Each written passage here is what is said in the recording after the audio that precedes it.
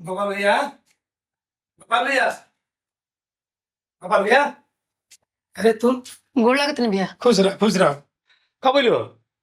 हो गल 2-4 दिन अइला। और सब बढ़िया बानू? सब बढ़िया बाटे। अच्छा, घरे में रहबो कि बाहरों निकलबो? अरे ना भैया भाभी कहत हटे लोग 2-4 दिन घर ही में रही ओकरा बाद घूमब। अच्छा ठीक बा। इतना सुनी तो जान लो कि हमार मन गदगद कि अच्छा घर में पड़ गइलू, निमन पति मिलल, इससे खुशी का चाहिए हमरा। हाँ भैया। बस सुना, भैया यहाँ तो बोल दिया कि हमार नहीं है। ठीक बा। ठीक बा, हम जाते हैं। ठीक से रहियो। ठीक।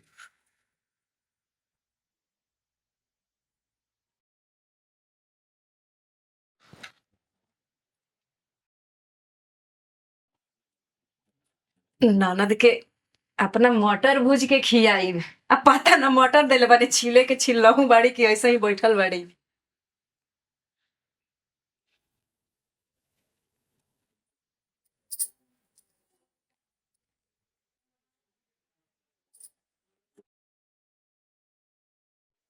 अरे वहाँ के फोन। हेलो, गोड़ लागत नहीं। ठीक बा।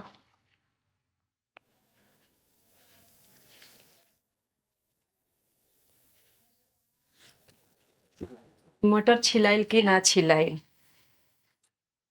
ए बबुनी मटरवा छिलनी? ना भाभी, काहे? वहाँ के फोन कइले रहनी, हाँ आवत नहीं। अरे तई तो खुशी के बात बा। इतना उदास काहे बानी? बस ऐसे ही। ना कुछ बात बा का? ना कि मने मने गिल बानी? अच्छा चली, जब तक मेहमान आवता नहीं तब तक हमनी के बाजारे हुआवल जाओ। और रउआ खाती भी और मेहमान खाती भी बाजारे रउआ हमार साड़ी पहन के चलब। हई हट ना, ये पान के चलो। ना हमार साड़ी पहन के अरे चले रहने के दीना। चली हटाई। काहे खाली मेहमाने के सामने खोलब का? कभी हमारो सामने हटा लिहल करी। चली खोली हटाई तो।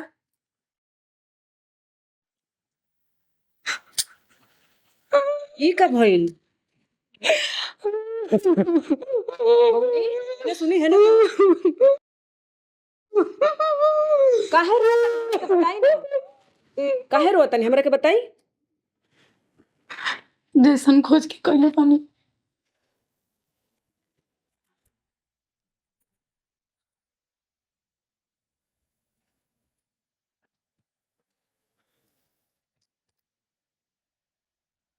मौका बिछवा तर रे। पानी पी ली। आओ पानी। सिगरेट ले आओ, सिगरेट ले आओ।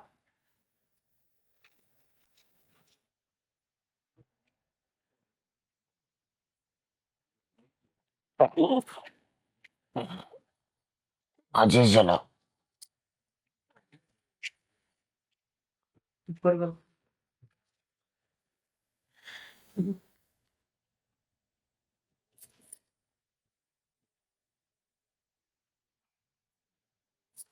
है ना, बैठ।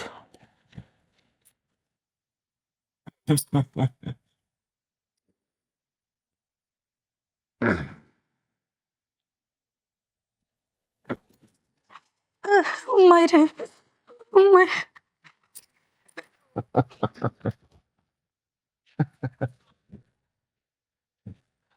रे काम में नहीं आता रे। हैं? काम में नहीं आता रे। हैं? तनी सु जला देनी तो परान निकल गल का। रो बे। हैं? रो बे।